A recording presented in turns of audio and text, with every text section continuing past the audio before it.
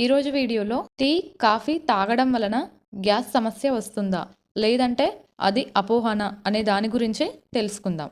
Tea, కాఫీలలో caffeine అధికంగా కలిగి ఉంటుంది.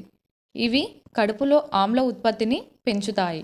కడుపులో ఆమ్లం పెరగడం వల్ల గ్యాస్, ఎసిడిటీ, ఛాతీ నొప్పి వంటి సమస్యలు తలెత్తుతాయి.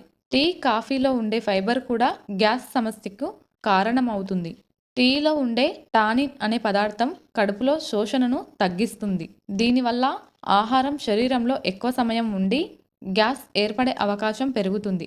టీ తాగడం వలన గ్యాస్ సమస్య పెరగవచ్చు.